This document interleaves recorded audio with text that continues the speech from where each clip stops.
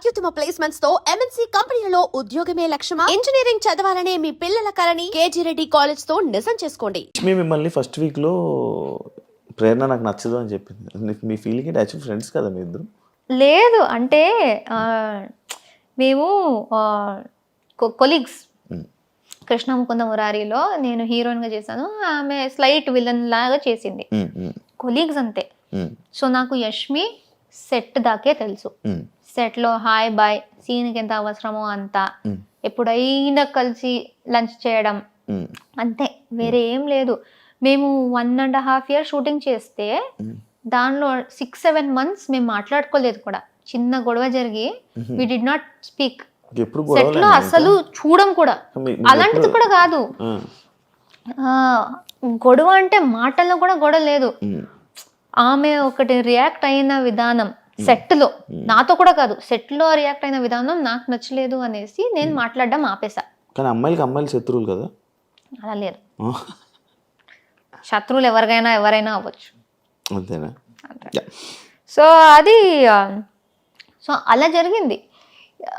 ఇంటి లోపలికి వచ్చినప్పుడు ఓకే, నాకు తెలిసిన వాళ్ళు ఎవరో ఉన్నారు అని ఇది. బట్ అదంతా బయట జరిగింది కాబట్టి ఆమె అది చెప్పినప్పుడు పెద్ద షాక్ ఏం కాదు. నాకు ఒక్కసారి అనిపించింది ఆమెకు నేను నచ్చనేమో, ఎందుకంటే ఆమె సైలెంట్ గా ఉంటది, నేను ఇలా హైపర్ గా ఉంటా. సో ఒక్కొక్కసారి అనిపించేది ఆమెకు నేను ఇరిటేటింగ్ అనిపిస్తానా ఏంటి అని. బయట ఇక్కడ తీసుకొని ఇక్కడ ఏమైనా చేస్తుందా అని అనిపించింది? లేదు, ఆమెకు జనరల్ గా నేనైతే ఇరిటేటింగ్ అనిపిస్తుందేమో, ఎక్కువగా పెద్దగా నేను నచ్చను అనేసి ఐ థాట్. బట్ ఆమె అప్పుడు అలా నాకు అస్సలు ఆ అమ్మాయి నచ్చదు కూడా అని ఓపెన్ గా చెప్పినప్పుడు ఇలా బ్రేక్ అయినట్టు అనిపించింది, ఒక झटका లాగా, ఒక స్లాప్ ఇచ్చినట్టు. అప్పుడు దట్ వాజ్ ద మూమెంట్. నేను ఐ థాట్ ఓకే, ఈ హౌస్ లో ఆ రోజే, ఆ సెకండ్ డేనే ఐ థాట్ ఈ హౌస్ లో ఎవరితో అయినా కలిసి బాగా ఉండు, కానీ ఎవరు నీ కోసం ఉండరు, అదొకటి గుర్తుపెట్టుకొని నాకు చెప్పాను. ఎవరితో ఎంతలో ఉండాలి అంతే. సో ఆ సెకండ్ డేనే నాకు ఆ రియలైజేషన్ వచ్చేసింది.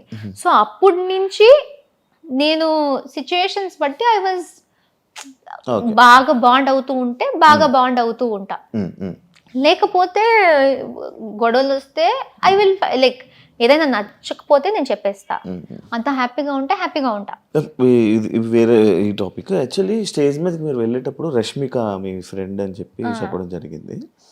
ఎందుకు చెప్పారు? యాక్చువల్ ఆ టాపిక్ ఎందుకు వచ్చింది? రష్మిక ఫ్రెండ్ ప్రేరణ అనేసి లైక్ ఓటింగ్ గురించా, లేకపోతే ఎందుకు చెప్పింది ప్రేరణ టాపిక్? నాకు అసలు రష్మిక మ్యాటర్ వచ్చిందే నచ్చలేదు నాకు ఇప్పుడు దాకా. లైక్ ఈ కామెంట్స్ లో కానీ ఇప్పుడు ఇంటర్వ్యూస్ లో కానీ ఇది వస్తుంది కూడా నాకు నచ్చట్లేదు. ఎందుకంటే నేను అనుకున్నా ఇది వచ్చేది నాకు ఎఫెక్ట్ అవ్వకూడదు. నేను ఎప్పుడు రష్మిక మ్యాటర్ తీసుకురాలే. నేను ఫస్ట్ ఇంట్రొడక్షన్ లోనే ఎవరు నాగ్ సార్కి టీమ్ కి చెప్పారో తెలియదు, కానీ ఆయన అది అడుగుతారు కూడా అని నాకు తెలీదు, ఎక్స్పెక్ట్ చేయలే. నీకు ఒక సెలబ్రిటీ ఫ్రెండ్ ఉంది కదా అని అడిగేశారు. నాకు రియలైజ్ కూడా కాలేదు ఎవరనేసి. అండ్ నాకు ఇప్పుడు గుర్తులేదు ఆయన చెప్పింది, ఆయననే రష్మిక పేరు చెప్పారా లేకపోతే నేను చెప్పానా తెలీదు. మీరు చెప్పారు పేరు, ఆయన అడిగారు, జస్ట్ క్వశ్చన్ అడిగారు. ఆయన నాకు ఆమె గురించి అడిగారు. సో చాలా పెద్ద సెలబ్రిటీ, చాలా మంది తెలుసారంటే చాలా పెద్ద సెలబ్రిటీ మా ఇండస్ట్రీలో, నీకు ఆమె తెలుసు అన్నారు. అప్పుడు నాకు ఫ్లాష్ అయింది, ఓ రష్మిక. సో అది ఆయనకు ఎవరు దాని గురించి చెప్పారో తెలీదు. అండ్ అప్పటి నుంచి స్టార్ట్ అయిపోయింది ప్రతి ఒక్కరు దాని గురించి అడగడం. And I don't like it, ఎందుకంటే అది ఇలాంటి ఆమె ఇప్పుడు ఏ స్టేజ్కి వెళ్ళిపోయిందో, ఇప్పుడు బిగ్ బాస్ సంబంధించిన దాంట్లో ఈజీగా ఎవరైనా మిస్అండర్స్టాండ్ చేసుకోవచ్చు. రష్మిక గురించి మాట్లాడుతుంది అంటే పాపులారిటీ కోసమా అనేసి. నాకు అసలు వద్దు ఇది. నేను ఇప్పుడు కూడా వేరే ఇంటర్వ్యూ వాళ్ళు వస్తే రష్మిక గురించి ఏమైనా క్వశ్చన్ ఉంటే ప్లీజ్ నన్ను అడగకండి, ఎందుకంటే చాలా అయిపోతుంది. నేను మాట్లాడేది నా గురించి చాలా ఉంది. సో ఇది ఒకటి అడ్డం పెట్టుకుని మాట్లాడే అవసరం అదే. లైక్ అదే మీరు లోపలికి వెళ్ళేటప్పుడు ఆ సిచ్యువేషన్ లో ఎందుకు చెప్పింది, మళ్ళీ వీళ్ళిద్దరు రూమ్మేట్స్ అంట, దీని గురించి అది ఇప్పుడు ఇది ఆయన క్వశ్చన్ bold. అడగకపోతే నాకు ఎక్కడి నుంచి వస్తుంది? అవును. సో వాళ్ళు అది ఎందుకు క్రియేట్ చేశారు? ఇప్పుడు Actually సూర్య గారు తెలియదు వస్తే కూడా అవును. సూర్య గారు వచ్చారు, ఉమ్. ప్రతి ఒక్కరి గురించి వాళ్ళు ఇంట్రొడక్షన్ ఇచ్చారు. వీళ్ళు యూట్యూబ్ చేస్తారు, వీళ్ళు డాన్స్ చేస్తారు. నా మీద వచ్చినప్పుడు ఈమె రష్మిక చైల్డ్హుడ్ ఫ్రెండ్ అన్నారు. ఉమ్. అసలు అప్పటి కూడా అనుకున్నా, అరే ఎందుకు అక్కడ ఎందుకు అది చెప్తున్నారు అనేసి. ఉమ్. సో అది చాలా పాయింట్స్లో అరే అవసరం లేదు కదా అనే పాయింట్స్లో కూడా దాని గురించే మాట్లాడారు. సో ఐ డోంట్ నో, అంతే. నాకు నేను మాట్లాడాలనుకోరా ఇప్పుడు? అనుకున్నా అది వస్తూనే ఉంటది ఆ టాపిక్. అది వస్తూనే ఉంటది, ఎందుకంటే అది పెద్దది. ఇంకా ఇక్కడి నుంచి అది కంటిన్యూ అవుతుంది. ఏం చేస్తారు మరి? ఇగ్నోరా? అంతే, ఇలా నవ్వేసి అలా తెలిసేయడం. హౌస్లో ఎవరిని బ్లాక్ చేసుకోవాలి, ఎవరిని ఫ్రెండ్ చేయాలి అని అన్న సిచ్యువేషన్లో వస్తే అందరినీ ఫ్రెండ్ చేసుకొని సోనియాని మాత్రం అలాంటి పర్సన్ నా లైఫ్లో వద్దు ఇది అని చెప్పి మీరు చెప్పడం జరిగింది. కానీ మీరు సోనియా పెళ్ళికి వెళ్ళారు. ఎలా ఇది నాకు అర్థం కాల.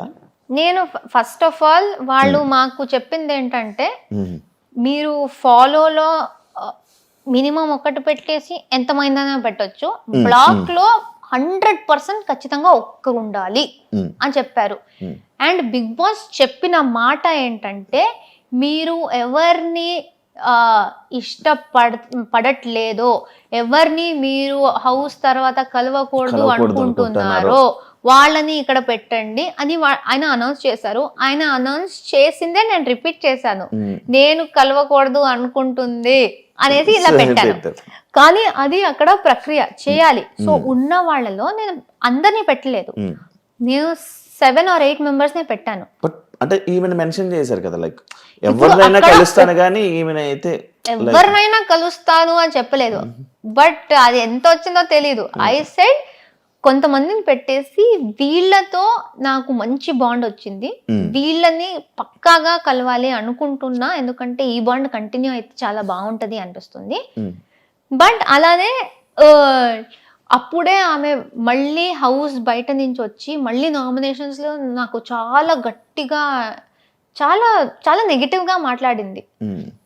సో అక్కడ ఉన్న వాళ్ళలో నేను ఖచ్చితంగా ఒకరిని పెట్టాలి అంటే నేను సోనియాని పెట్టాను. అండ్ చెప్పేది కూడా బిగ్ బాస్ ది వాయిస్ దే నేను క్యాచ్ చేసి అదే విధంగా చెప్పాను కాబట్టి ఇట్ వాస్ లైక్ నేను పుడికి కలవను ఈ అమ్మాయినే అనేసి ఉంది.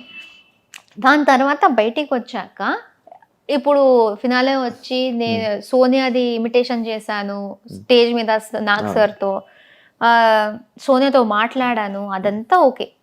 పెళ్లి గురించి తెలిసింది.